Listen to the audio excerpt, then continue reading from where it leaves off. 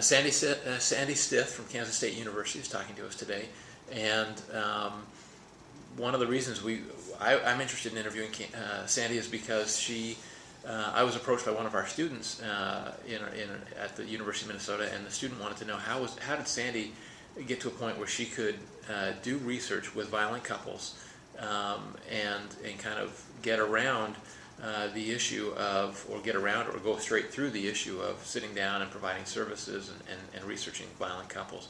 And consequently, a lot of that research was funded. So welcome, and any thoughts that you have about that, or pearls of wisdom? Thank you.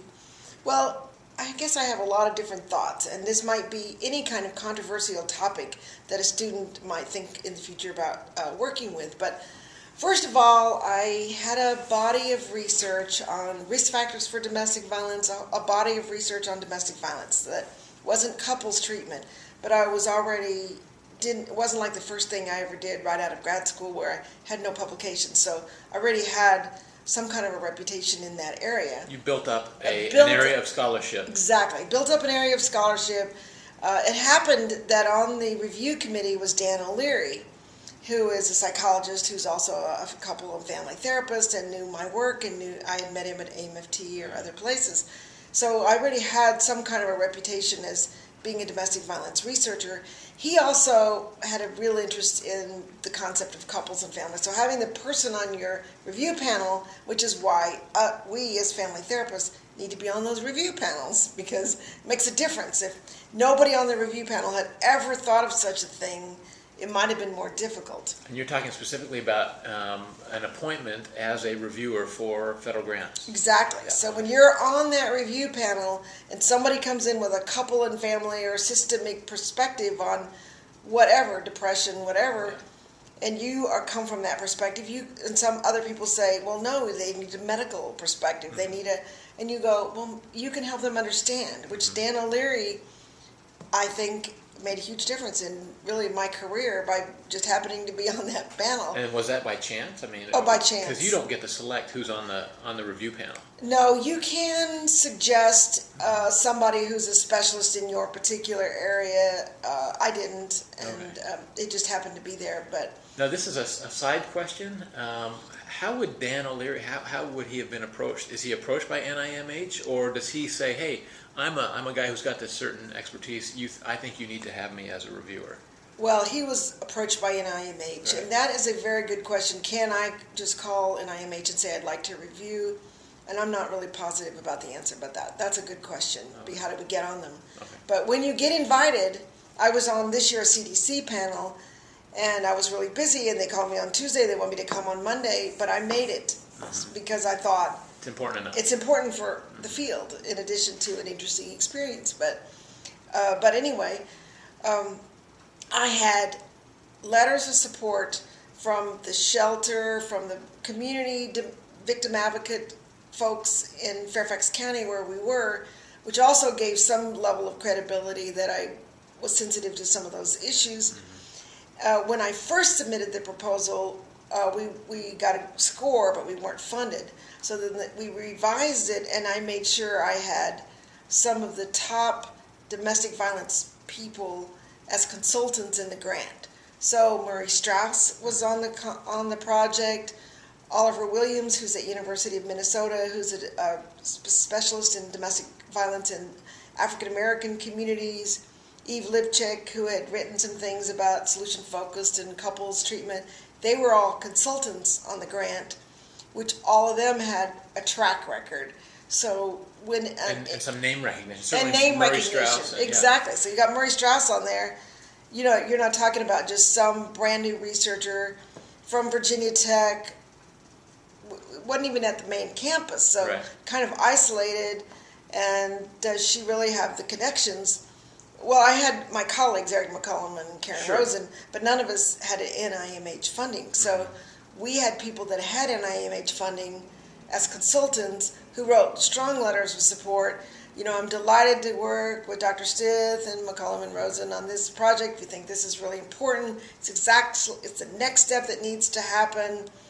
And people were glad to be consultants on our project, and I think that made a huge difference. So in making those relationships, let's say Murray Strauss, for example, a guy who's incredibly busy, did you email, phone call? I mean, send a letter saying, "Hey, you don't know me from anybody, but I'm interested in getting your opinion on this project I'm in." Or actually, I have gone to Murray Strauss's conference since 1986. Okay. He has a conference at the University of New Hampshire, and Oliver Williams. I called somebody at Maryland who told me to call Oliver Williams, who I did not know from, and he's one I did not know. Right. Murray's a friend.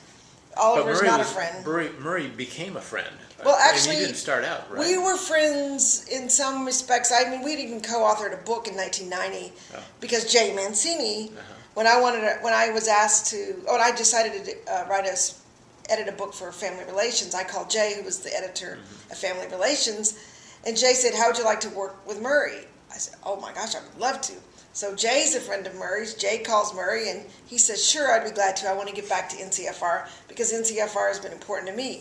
So I went up there 3 times. I sat with Murray in his office, and we worked together on that book, which has been, I mean, all these years, Murray has just been a dear friend of mine because Jay connected us.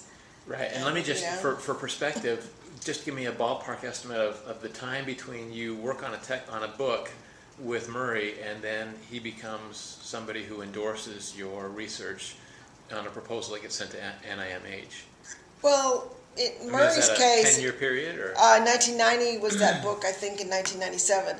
But Oliver Williams, who's also really well known, maybe not in so much in the MFT kind of world, but he didn't know me at all. Right. And I'm a consultant on 5 or 6 K awards and various other grants from people I don't know at all, because they send me their idea, their proposed perspectives. I think that sounds like an interesting idea. And I do this. People do this for me. It's a... So part of what you're talking about is really the importance of collaboration. Absolutely. Obviously. And it's having a good idea. So you send to somebody a good idea and ask them if there's any way they would consider being on your K Award or, being a consultant. And some people will say, "No, I'm too busy." But other people will say, "That sounds like an interesting idea. I like doing collaboration." And so I've had a number of people over the years I've consulted for them. They've consulted for me. I'm a consultant for John Gottman and his project. And we went out and helped him, Eric and I, kind of develop the proposal where he added violence to his couples treatment group, and got to go back and hear some of the results. And the consultant is not a humongously difficult job, so it's just another not a huge way. Time commitment. It doesn't have to be. Right. The ones I've done haven't been a lot of time, but it's just adding another both respectability that you're adding violence. You have no publications on violence, so add somebody who does have publications on violence, and then an opportunity for me to maybe add some input or to be helpful or, to push the research agenda along in areas that I think is interesting. I wouldn't be a consultant on something that I didn't agree with the idea, or that the draft they sent me of the idea was poorly written, poorly organized. You bow out. I would say, no, I'm not taking on that project. But these are the ones I'm on. I'm one in Oregon and Syracuse, Mona. I'm a consultant on her K Award. And so they're well-written, well-thought-out projects. Sounds interesting. And so what I would really encourage folks to do is think, who would be a good consultant to work on a project? And there is no harm in sending an email and asking. And like right now I have a book out, and I asked somebody who I know, would they be a reviewer? Well, they didn't have the time, but they recommended somebody else. So that could be the case, that